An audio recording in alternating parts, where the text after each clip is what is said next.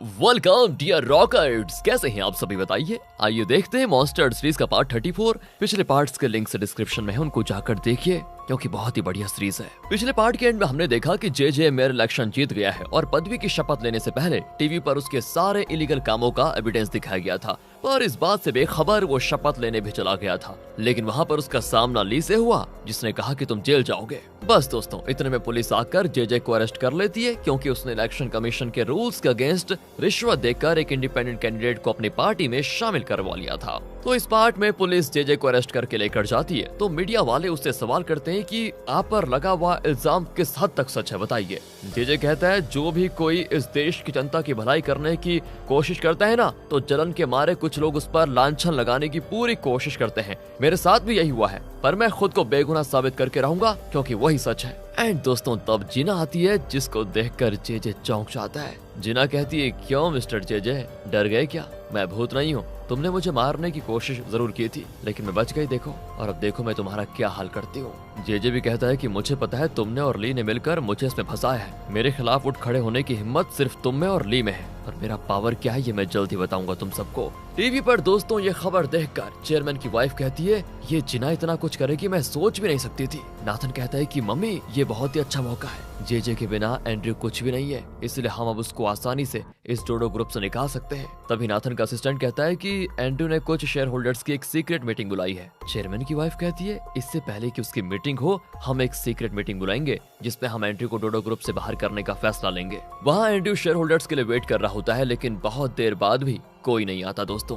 और तब उसका असिस्टेंट आकर बताता है कि चेयरमैन की वाइफ ने उन सारे शेयर होल्डर्स को अपनी अलग मीटिंग में बुला लिया है, इसलिए यहाँ पर कोई नहीं आएगा। और वहाँ मीटिंग में चेयरमैन की वाइफ कहती है कि सुनो, इस कंपनी की चेयरमैन होने के नाते मैं ये कहना चाहती हूँ कि सभी शेयर होल्डर्स की जो मीटिंग होगी उसमें आप सबको मुझे सपोर्ट करना होगा। मेरे पति की एक्चुअली तबीयत बहुत खराब है, वो व्हील चेयर से उठ नहीं सकते, इसलिए उस मीटिंग में आप सबको चाहिए कि एंड्रयू को वोट आउट कर दें, यानी उसे वाइस चेयरमैन की पदवी से हटा दे। नाथन कहता है कि मेरी माँ बिल्कुल ठीक कहती है, उस मीटिंग में मुझे आप सबको सपोर्ट करना है और आगे यहाँ वही होगा जो मैं चाहूंगा। लेकिन दोस्तों, कोई शेयर होल्डर अपना मुंह तक नहीं खोलता और इतने में एंड्रयू आकर पूछता है कि इन लोगों को मैंने बुलाया था, लेकिन आप इन्हें यहाँ पर क्यों लेकर आ गई? चेयरमैन की वाइफ दोस्तों उसकी बहुत इंसल्ट करती है कि तुम ठहरे जे के हाथ की कठपुतली, जब वो खुद जेल में सड़ने वाला है तो तुम यहाँ पर क्या करोगे? तुम्हारी यहाँ पर कोई जगह नहीं है।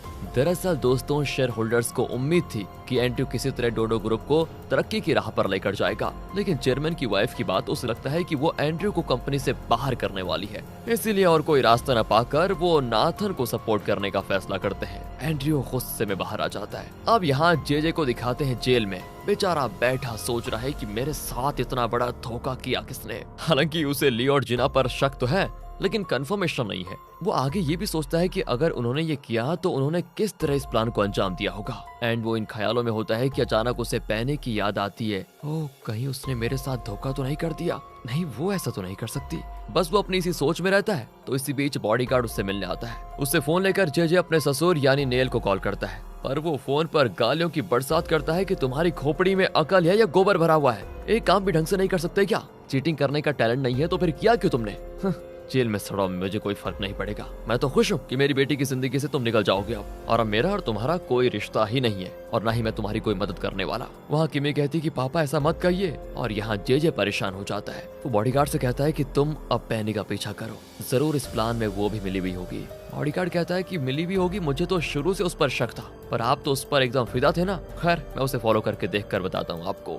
अब दोस्तों, वो जे के लिए एक बहुत बड़े लॉयर को अरेंज करता है, लेकिन उस लॉयर के बजाय उसका असिस्टेंट आया होता है जो बहुत ही यंग और इनएक्सपीरियंस्ड लगता है। दोस्तों, जे कहता है मुझे तुम्हारे सीनियर से मिलना है, पर वो कहता है आप मुझसे बात कीजिए, मैं जरूर आपकी मदद कर सकता हूँ। जे बताता है कि ये छोटा सा केस है और किसी ने प्लान करके मुझे फंसाने की कोशिश की है। मुझे और उस इंडिपेंडेंट कैंडिडेट को आमने सामने बिठाकर बात करवाओ, तब जाकर तुम्हें सच का पता चलेगा। मैंने अपनी तरफ से उससे मिलने की कभी कोशिश की नहीं थी। तुम चाहो तो मेरे सारे कॉन्टेक्ट डिटेल्स चेक कर सकते हो। दोस्तों, अब उस इंडिपेंडेंट कैंडिडेट को बुलाया जाता है और उसका लॉयर भी होता है जो कि जॉन है। वो जे को चिढ़ाने में कोई कसर नहीं छोड़ता, पर जे उस पर ध्यान नहीं देता और कैंडिडेट से पूछता है कि सच बताओ, क्या मैंने तुमसे मिलने की कोशिश की और क्या मैंने तुम्हें जबरदस्ती पैसे देकर अपनी पार्टी में लिया? पर वो कहता है कि अब इन बातों का कोई मतलब नहीं रहता, कम से कम आगे से हमें कोई गलती नहीं करनी चाहिए। दोस्तों, ये सुनकर जे गुस्सा हो जाता है और कहता है तुम जिन लोगों के हाँ में हाँ मिला रहे हो ना, उन्हीं लोगों ने मुझे फंसाया है, सच बताऊं तो। और वो लोग तुम्हें भी वक्त आने पर खत्म कर देंगे, इसलिए अभी सच बता दो तो शायद तुम बच सकते हो।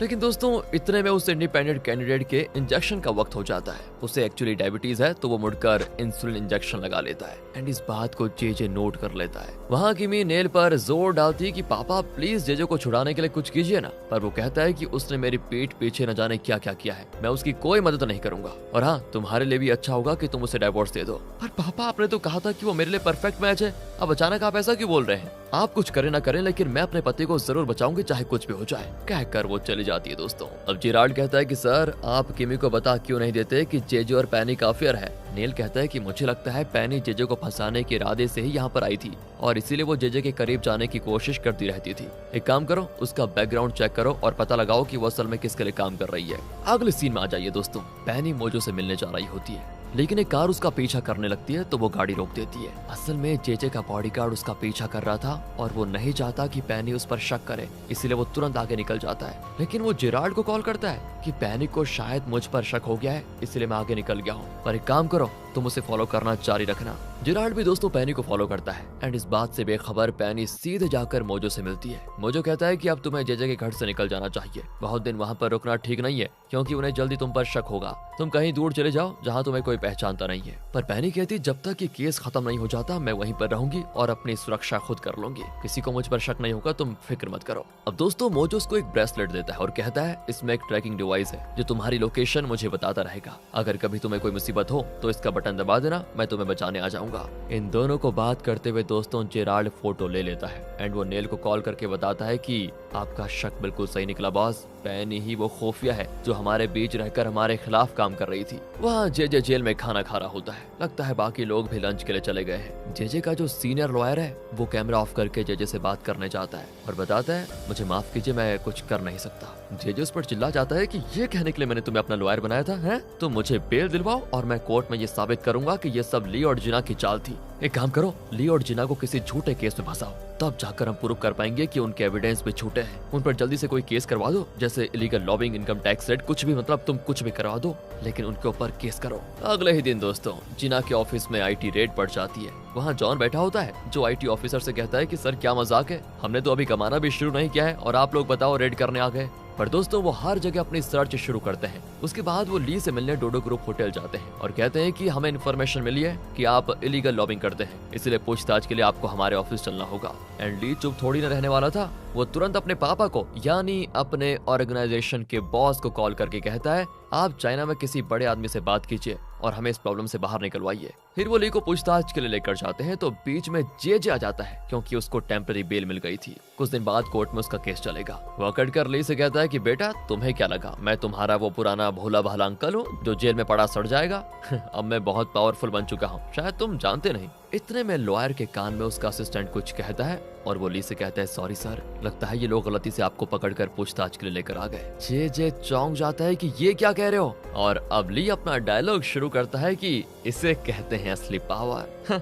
तुमने क्या मुझे वो पुराना मासूम और अंधा ली समझ के रखा हुआ है जो तुम्हारी वजह से जेल गया? ये मेरा नया अवतार है अंकल जी, इस गेम के तो मैं ही जीतूंगा, कहकर वो चला जाता है। दोस्तों जेजे की चढ़न दोस्तों नेक्स्ट लेवल पर हो जाती है, लेकिन उसका लॉयर कहता है कि सर चाइना के बहुत पहुंचे हुए आदमी का फोन आया था इसलिए हमें इसे छोड़ना पड़ा, अगर हम इससे पूछताछ करेंगे तो हम पर ही शक होगा।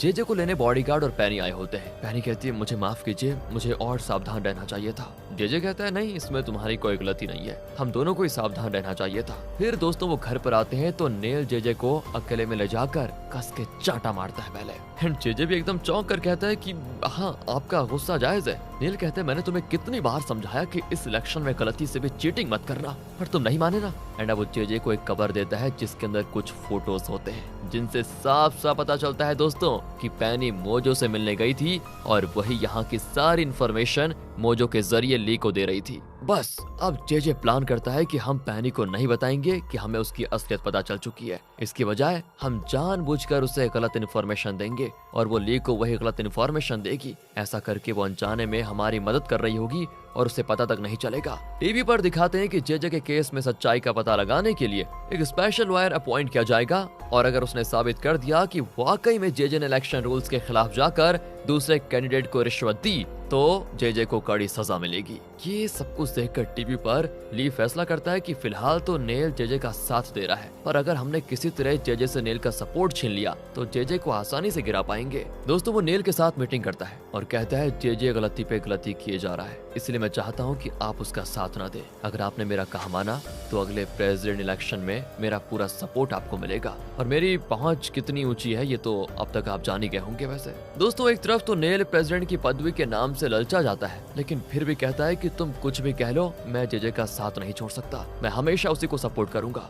कोई बात नहीं, आगे आपकी मर्जी सर, ये कहकर ली और मोजो बाहर निकल जाते हैं। मोजो पूछता है क्या तुमने जो कहा वो सच था? अगर नेल तुम्हारी बात मान जाता है तो क्या तुम प्रेसिडेंट इलेक्शन में उसको सपोर्ट करोगे? ली हंसता है कि मैंने तो यूं ही कह दिया। ऐसे हरामखोर और रिश्वतखोर लोगों के हाथ में अगर इस देश की जिम्मेदारी सौंपेंगे तो सोचो पूरे मुल्क को डुबा कर रहेंगे ये लोग। यहाँ से सीधे प्रेस मीट को दिखाते हैं जहाँ नेल जेजे के सपोर्ट में कहता है कि चाहे कितने भी झूठे एविडेंस पेश किया जाए लेकिन मेरा दामाद जेजे उन सब से निकल कर आएगा और तब उसका असली और सच्चा रूप आपको दिखेगा कि वो कितना अच्छा इंसान है। दूसरी ओर दोस्तों सरकार की तरफ से एक लॉयर को सिलेक्ट किया जाता है जिसका अब तक कोई खराब रिकॉर्ड नहीं है और जो ईमानदार भी है। वैसे उस लॉयर को जेजे के केस को कोर्ट में पेश करना है जिससे पता चलेगा कि उस पर इल्जाम सही है या फिर गलत, और उस काम के लिए सरकार जिना को चुनती है। दोस्तों है ना इंटरेस्टिंग? तो यहाँ जेजे बार में पैनी के साथ ड्रिंक कर रहा होता है। वो बताता है कि वो इंडिपेंडेंट कैंडिडेट जेल में है और मैंने उसे वहीं मरवाने का फैसला किया है। पैनी चौंक कर पूछती है तो ये कैसे कर पाएंगे आप, वो भी जेल के अंदर? जेजे कहता है कि मेरे पास एक आइडिया है बहुत बढ़िया। एक्चुअली वो इंसुलिन का इंजेक्शन लेता है, इसलिए अगर हम उसके इंजेक्शन में जहर मिला दें तो इंजेक्शन लेते ही वो मर जाएगा। दोस्तों देखा आपने, इस तरह वो पैनी को जानबूझकर अपना प्लान बताता है क्योंकि वो जानता है कि पैनी सीधे जाकर मोजो को ये बात बताएगी तो पैनी भी मोजो को बता देती है। तो वो कहता है कि अगर उसने ऐसा कर दिया तो वो और फंस जाएगा, ये तो अपने आप में उसके खिलाफ एक स्ट्रॉन्ग एविडेंस बन जाएगा, फिर हम आसानी से प्रूव कर पाएंगे कि वो कितना बड़ा क्रिमिनल है। दोस्तों इसके बाद वो ये बात ली को भी बताता है और वो इसी के इर्द गिर्द अपना अगला प्लान बनाते हैं। जिना ली से दूर रहने की कोशिश करती है और उसे अवॉइड करने लगती है, लेकिन दोनों को जेजे से बदला जो लेना है और इसलिए ना चाहते हुए भी दोनों को साथ में काम करना पड़ रहा है। अब जिना ना ली को सच बताना तो चाहती है क्योंकि वो उससे बहुत प्यार जो करती है, लेकिन क्योंकि मोजो ने उसको मना किया था कि तुम्हारी यादें ली की जान ले सकती है, इसलिए वो ली को दोस्तों अवॉइड करती है। एंड ये बात भी ली नोटिस कर लेता है और आखिरकार सीधे सीधे पूछ लेता है कि तुम मुझे इस तरह अवॉइड क्यों करती हो, तुम्हारे उस बॉयफ्रेंड एंड्रू की वजह से क्या?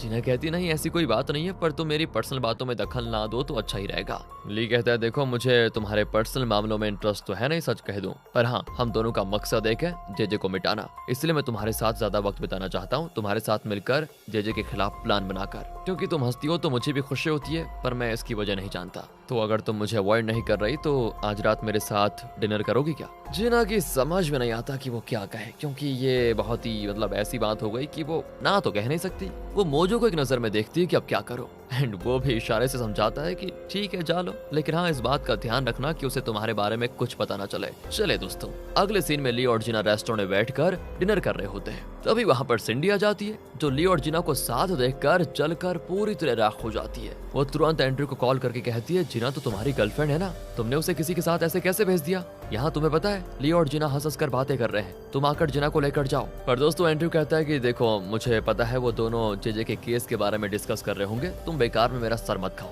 रखो फोन, कहकर वो कॉल ही काट देता है। पर सिंडी नहीं मानती और उनके टेबल के पास जाकर ली से कहती है सुनो मुझे तुमसे इम्पोर्टेंट बिजनेस की बात करनी है, अभी उससे कहो अभी यहाँ से निकल जाए। जिना तुरंत उठ जाती है और कहती है हम फिर कभी डिस्कस करेंगे। अब ये कहकर वो चले जाती है। ली उसको रोकने के लिए उठता है लेकिन सिंडी उसको रोक कर कह देती है अरे चलो ना हम दोनों करते हैं डिनर। दूसरी ओर दोस्तों जेजे बॉडीगार्ड को बताता है पैनी ने मोजो को बता दिया होगा कि मैं इंजेक्शन के जरिए उस इंडिपेंडेंट कैंडिडेट को जहर देकर मारने वाला हूँ, पर उन्हें इस तरह गुमराह करके मैं दूसरे ही ढंग से हमला करने वाला हूँ। अगले सीन में पैनी बाहर जा रही होती है तो नेल कहता है मुझे हॉस्पिटल पहुंचा दोगी क्या? वो कहती है ठीक है सर मैं लेके चलती हूँ। कहकर वो नेल को कार में लेकर जाती है। पर दोस्तों नेल उसे एक हॉस्पिटल का नाम बताता है जो बहुत दूर है। पेनी पूछती है कि घर के पास का कोई अच्छा हॉस्पिटल क्यों नहीं देख लेते आप, इतनी दूर आने की क्या जरूरत है। नेल कहता है एक्चुअली वो एक स्पेशलिटी हॉस्पिटल है जहाँ का ट्रीटमेंट कहीं और नहीं मिलता। आखिर वो उस हॉस्पिटल पहुंच जाते हैं। वहाँ लोग भी बहुत कम होते हैं दोस्तों। नेल कहता है कि यहाँ सिर्फ वही लोग आते हैं जिन्हें रेयर डिजीज होते हैं, जो बहुत बीमार होते हैं मतलब। पेनी पूछती है कि ऐसे किस पेशेंट से मिलने आए हैं आप। नेल कहता है कि वो पेशेंट तुम हो, तुम्हारी तबीयत बहुत खराब जो होने वाली है। दोस्तों ये सुनकर पेनी को एहसास हो जाता है कि वो पकड़ी गई, उसकी असलियत अब इनको पता चल चुकी है। इतने में जेराल्ड और उसके कुछ आदमी पेनी को पकड़कर कमरे के अंदर खींच कर लेकर जाते हैं। असल में नेल को डर है कि पेनी कोर्ट में जेजे के खिलाफ कोई गवाही न दे दे, इसलिए उसने पेनी को पकड़कर यहाँ पर बंद करवाने का प्लान किया। वो उसे बेड के साथ बांध कर रखते हैं। नेल उसको एक फॉर्म दिखाता है जिस पर जबरदस्ती उसका फिंगरप्रिंट लिया गया था। नेल कहता है कि इसमें लिखा है कि तुम्हें बहुत ही खतरनाक बीमारी है और इसलिए तुम कहीं बाहर नहीं जा सकती और ना ही कोर्ट में जेजे के खिलाफ गवाही दे सकती हो। पेनी पूछती है क्या आप लोग मुझे जान से मारने वाले हैं। नेल कहता है कि ये तुमने क्या पूछ लिया, मैं जेजे जैसा जल्लाद थोड़ी ना हूँ जो तुम्हारी जान लूंगा, और हाँ तुम इस कमरे के बाहर कदम नहीं रख पाओगी। ये कहकर वो चला जाता है। पेनी दोस्तों चिल्लाती है, बड़बड़ाती है, वहाँ से निकलने की कोशिश करती है पर वो हिल भी नहीं पाती। दूसरी ओर जेल में बीमार कैदियों को उनके मेडिसिन दिए जाते हैं और इंडिपेंडेंट कैंडिडेट भी अपना इंजेक्शन लेने आता है, लेकिन तभी पीछे से कैदी कोई मेडिसिन निकालता है एंड गार्ड्स उसको तुरंत पकड़ लेते हैं कि यही जेजे का आदमी होगा जो कैंडिडेट को मारने के लिए जहर वाला इंजेक्शन लेकर आया है। तो ग्रे भी मोजो को ये बात बता देता है और मोजो ली से कहता है कि जेल में जो जेजे का आदमी आने वाला था ना वो पकड़ा गया है, तो अगर हमने साबित कर दिया कि उस इंजेक्शन में जहर मिला है तो फिर जेजे पूरी तरह फंस जाएगा। दूसरी ओर दोस्तों जेजे को पता चलता है तो वो बड़ा खुश होता है कि उसने जिस आदमी को सेट किया था वो प्लान के मुताबिक पकड़ा गया एंड अब वो तैयार होकर कोर्ट जाता है जहां मुकदमा चलने वाला है। मीडिया वाले उससे सवाल करते हैं कि आप इस केस में खुद को बेगुनाह साबित कर पाएंगे क्या। बिल्कुल करूंगा, क्योंकि मुझ पर झूठा इल्जाम जो लगाया गया है, शायद आज भी कोई झूठा इल्जाम लगा दे मेरे ऊपर, लेकिन मैं झूठ से नहीं डरता क्योंकि मेरे पास सच की शक्ति है। पर ये सारी चीजें कर कौन रहा है, आपको किस पर शक है। इतने में दोस्तों ली और जिना की टीम वहां पर आ जाती है तो जेजे उनकी ओर इशारा करता है। मीडिया वाले तो ली की तरफ भागते हैं। ली कहता है कि कुछ देर में कोर्ट में हम सारा एविडेंस पेश करने वाले हैं, तब पता चलेगा कि जेजे का असली रंग क्या है। जेजे को दिखाते हैं दोस्तों जो स्माइल करता है कि गेम में यहाँ ट्विस्ट आ गया है बच्चा है। और यहाँ पर होता है पार्ट 34 का दी एंड दोस्तों। क्या ली जेजे को गुनहगार साबित करने में सफल हुआ? क्या जेजे इस केस में खुद को बेगुनाह साबित करके मेयर बन पाया? और क्या ली और जीना एक हुए? ये हम जान पाएंगे अगले आने वाले पार्ट्स में, तो इंतजार कीजिए अगले पार्ट्स का और इस वीडियो को लाइक कीजिए, चैनल को सब्सक्राइब। मिलते हैं आपसे अगली वीडियो में, ध्यान रखेगा अपना। Finally thanks for watching.